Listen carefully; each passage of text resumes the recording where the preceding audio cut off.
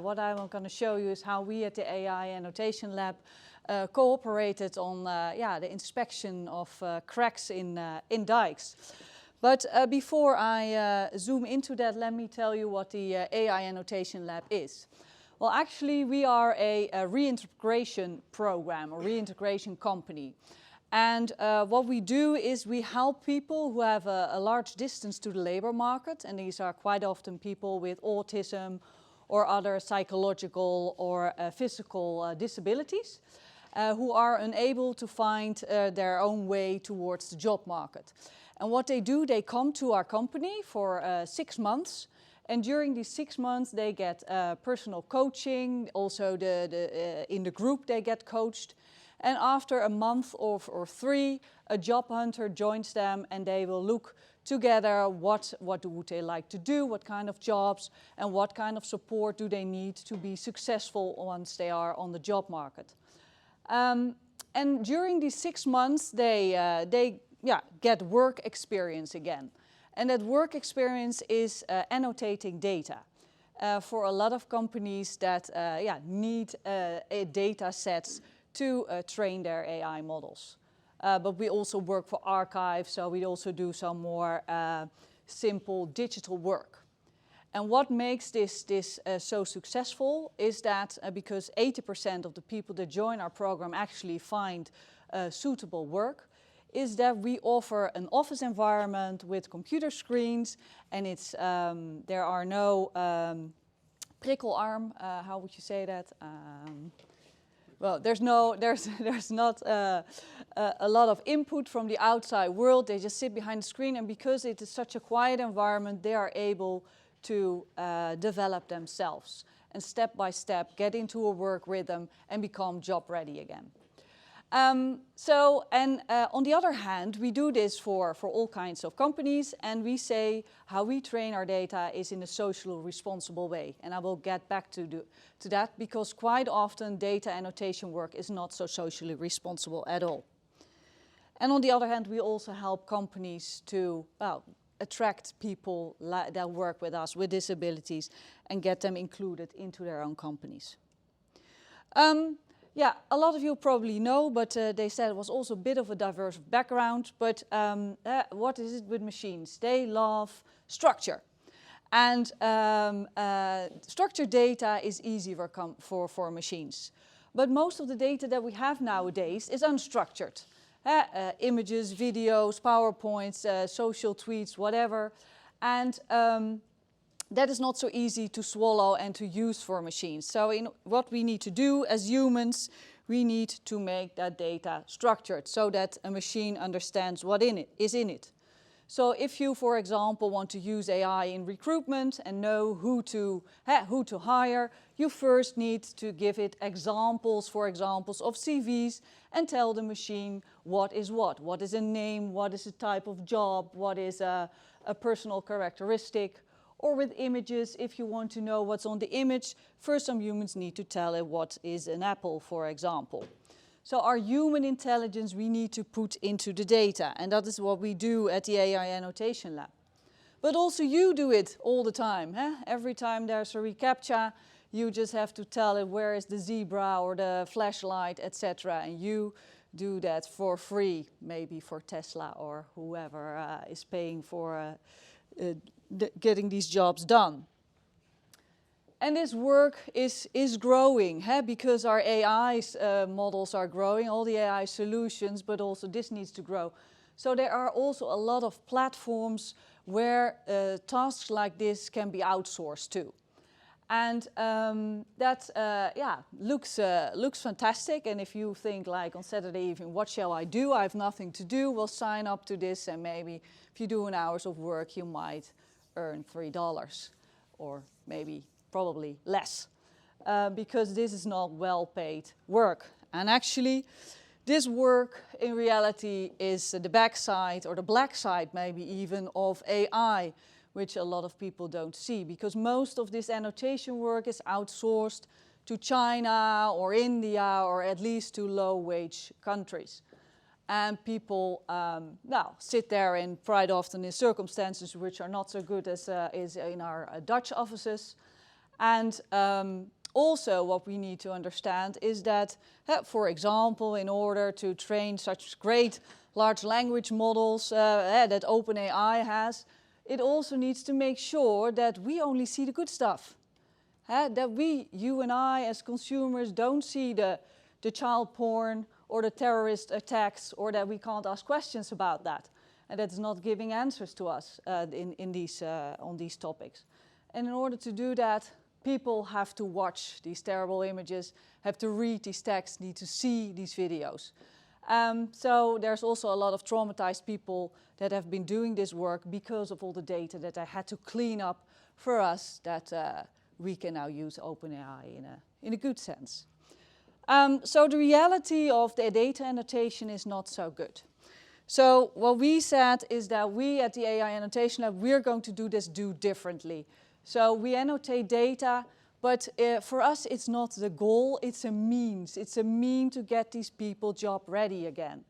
And we make sure that we have diversity in data sets, and it all is in the data that we see belongs to standards that, well, most of the people in the Netherlands feel like that is good to do. So for example, last year we had also with one of our clients something that we had to watch television shows, and also some from France, somewhere midnight, and they hadn't seen their data sets themselves. And then suddenly there were these commercials with all these ladies offering themselves with phone numbers, etc. Well, of course, all these guys in our lab, they were laughing at, oh, what's going on? We're so looking like, okay, well, that is not the data we would like to see or would like them to touch. So we called our client and said, hello, can you please get this data set out of here, because that's not what we want. We actually, what we see is that this work helps these people to grow. And if you want to, yeah, it's in Dutch. Recently there was a publication in the Correspondent. If you want to know more about that, please have a look, because yeah, he was first very critical on annotation work in general, but when he left after 2 hours, he wrote this wonderful article about us. So that is the AI Annotation Lab and what we do. And what is make it unique? So we guide we coach our people, and also everyone is in the office. When we work on the data, it's in the office. So they're not doing it from home, no, they're in their office. So the data is safe there, and we say it's a social responsible way to cooperate with us. And what kind of things do we do? So for example, this is for RTL. They also own Videoland, for example, and when you watch a program, you see this thumbnail of an image of the video. Well, we've watched tens of thousands of thumbnails and told the machine, is it a good picture or not? Is it a likable picture or not? And what did they do with that? Well, before they had humans deciding which image should be near a program. Now they have an AI trained with that, and automatically the AI selects which is the right image to put on the Videoland, for example. But you guys are not here to hear about RTL and their thumbnails on Videoland. We're here about the dikes. And we actually had a wonderful cooperation with Hoogheemraadschap Hollands Noorderkwartier, so with Jeroen, because they also came to us because they had a challenge. Yeah, they wanted to train an AI model to detect cracks in dikes. And in order to do so, yeah, the model needs to learn what is a crack. And Jeroen told already he's been doing some annotation himself, a lot of that, and also from Weatherskip, but they also approached us to help them with that, because yeah, if you have more resources, it goes a lot faster. So actually, what did we do with them? So they put data set in an annotation tool. In this case, it was Supervisely, but it could have been another tool as well. And our people, they had to watch at the image, zoom in, and then with the polygon, they had to really put all the marks near to the cracks on the images. So bullet by bullet by bullet by bullet. And they have done that many, many times.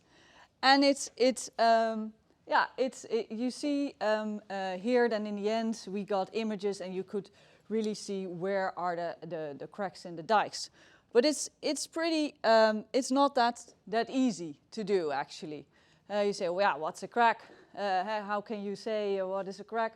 Yeah, it should not be too small. Yeah, what is not too small?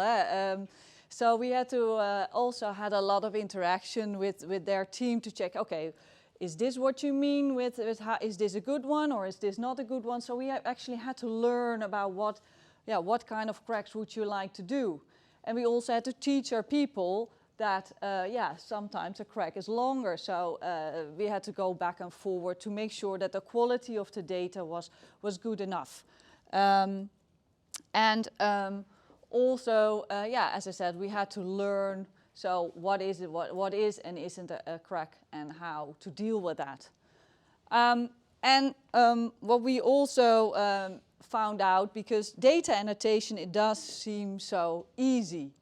But I can tell you, every time we get a new client, they bring up like this document that says this is how you need to do it. And I know one thing for sure, quite often, or now always, there is situations which aren't described in the document, because data are never as you think it is. So for example, we at a certain moment came to this image, and we've seen more of this, and we're like, oh, there's a sheep on the crack. What do you want us to do? Does the model need to learn that also under a sheep is a crack? Is that, or should we not make this crack, etc.? And well, that's so stuff like this is also what we see. And then we really had to align with Hoogheemraadschap Holland Noorderkwartier, with Jeroen and others to see what to do. And that's what we've been actually doing a lot. And we, of course, were very happy and pleased to see that they won the Waterschapsinnovatieprijs, and also that we could share with our people that they have been part of this prize that has been won.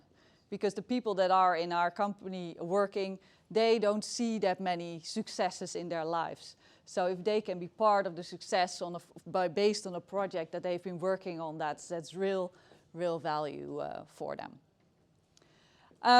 So for us, it was a great opportunity to do this. And we also say, yeah, we at the Annotation Lab, we also saved the Netherlands because we detect cracks in dikes.